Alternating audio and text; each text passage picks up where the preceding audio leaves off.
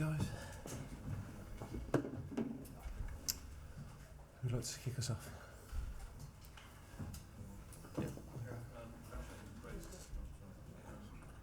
think you said in your TV interviews that the guy played with a slight injury or he had a bit of a sore Achilles. What does that say about his character and commitment to the cause, that he played through the pain barrier and performed as well as he did, getting the hat-trick? Yeah, it's he's had it for a few weeks, and it's an injury that just needs managing. But it would have been easy not to appear, and I think when you then have probably one of the best nights of your life, it's a reminder to everybody that it's worth going through those things. And yeah, to see the joy on his face. He's such a popular member of the team and so humble, works incredibly hard, and of course talented. He's been finishing like that all week, so yeah, it was outstanding performance. He's made a huge progression with Arsenal and with himself as well, but how good can he be in terms of getting to that real elite level, which he's obviously pretty close to as it stands? Yeah, I think he's there. He you know, when he broke into the team at Arsenal, what struck us was that in a team that were having a difficult time, he was performing at a really high level. Then when the team were playing well, he was still a key player and performing at a really high level. So that says a lot about his mentality, his ability to deal with pressure, and that's the environment that we're in all the time. So no, he's exceptional to work with. James Robson. That forward line, those three, they worked really well together. They have a bit of everything. Is that the sort of forward line that you can build the team around to win things? Probably not able to play them as much as you would like to. Yeah, I mean, I think that it's always about balance, and we felt that there would be a little bit more space, that speed would be important tonight. We were patient at the right moments. I have to say that, you know, all of the team worked unbelievably hard to win the ball back quickly. So it meant then that when we won it, you know, a couple of the goals came from those quick regains and then the speed to exploit it. We got the wingers away one against one, which, you know, looked at the start of the game where the goals were going to come from. And then they've both arrived in it through the middle a little bit more to finish their chances. So yeah, with Harry always being one that's probably going to drop a little bit deeper, to have speed around him is a great asset to have. But I think for different games, different profiles of players are important, and of course you can never be sure that we're going to have everybody available. So that's why nights like tonight, when the team are going well, we said to them at half time, you know, you have to keep enjoying a night like tonight. You have to keep driving and finish it well, because it's not often you have the team at that sort of a moment, really. And Rashford is a completely different animal to this time last year. How important was it, that conversation you had with him last year when you left him out of the squad? Well, I don't know. I mean, he would be able to articulate that better than me. I'm sure in the end it's all about the players' response and what they do. You know, in the end, as a coach, you talk to players all the time. You try to press the right buttons, but in the end, it's always credit to the players if they take up the challenge and they have a season like he's had with the goals. And today he looked, you know, you assume Old Trafford playing for England is going to be a special night, but you've still got to then go and deliver. That comes with a certain level of pressure. And although the scoreline is, you know, outrageous, really, that wasn't really, you know, how you were expecting the game to be, because there's no evidence that Macedonia would suffer like that. There's no evidence that the game in the end would be as straightforward as it was, and certainly in the opening 20 minutes it didn't look that way. So it's huge credit to, I think our senior players have set a brilliant tone all week, and Jordan Henderson on the pitch tonight, he won't get the headlines, but the way he set the tone for winning the ball back and running forward and mixing the game up, I think was really important. Back to Don. Gareth, it's a year and a week since Hungary, Molyneux. You were just talking about it and enjoying the nights. the way the team sort of progressed over in that period in terms of maturity and the way they went about it tonight. I mean, can you just give us an idea in terms of like the sort of difference that you've seen and the difference that you're feeling tonight about the team? Yeah, I mean, I think when you look back, last summer, 4 matches, a couple of them behind closed doors, need to rotate the squad, need to look at new players. So there were a lot of circumstances, as we knew at the time, around those performances and results. Post World Cup, I think we've hit a sweet spot where there's a hunger to go further than we've been, and a desire to keep pushing forward, but a confidence from the matches that we've played and the big nights we've been involved with, and the ability that they know they have. So that's a good place to be. We have to keep pushing them now because they've set a standard in the last 4 games against different sorts of opponents, different environments where anything can be possible. And I think they've been really good to watch.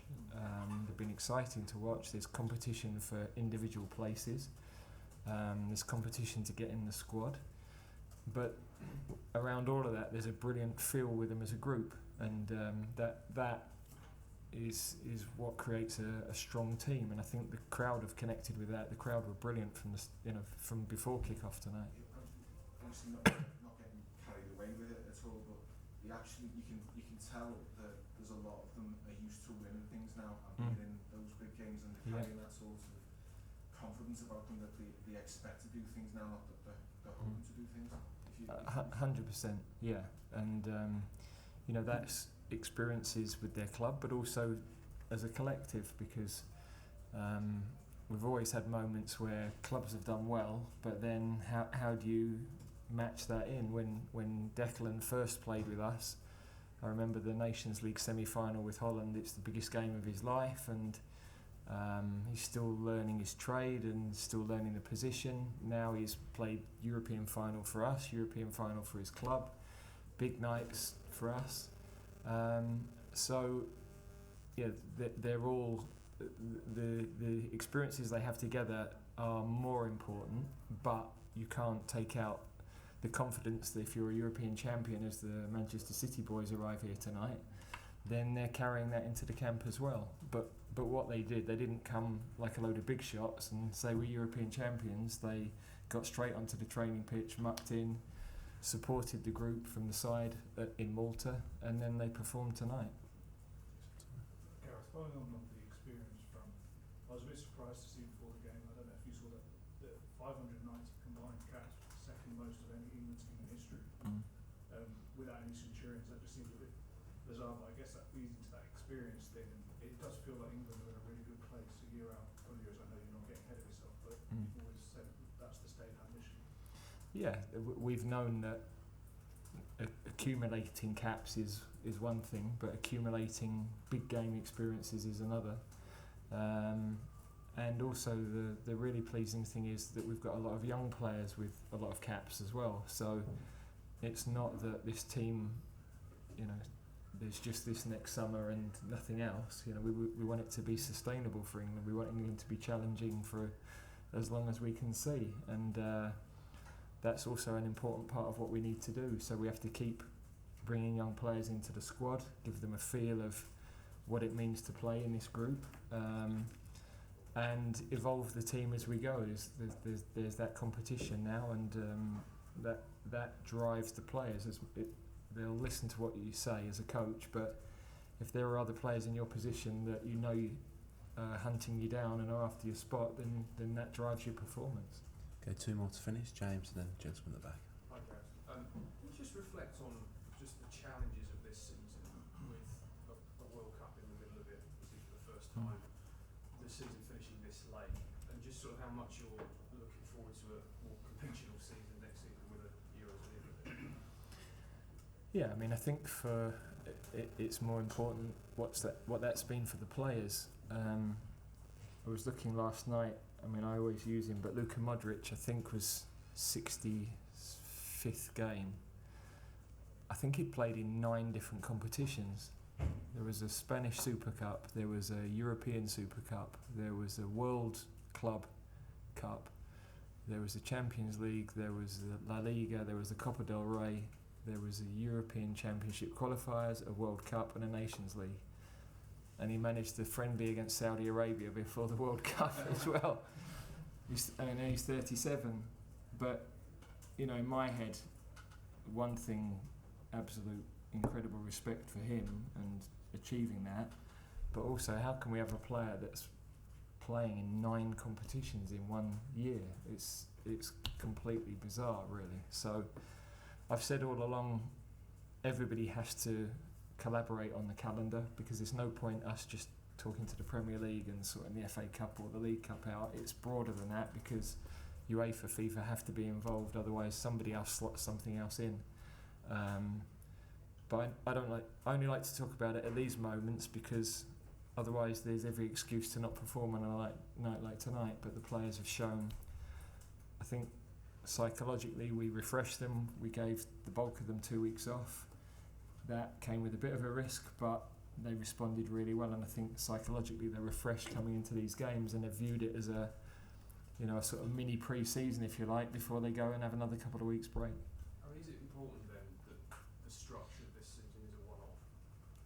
From a player welfare point of view, that this isn't repeated? Yeah, I think I would expect it would be. I'd be amazed if we have a World Cup in the middle of a season again.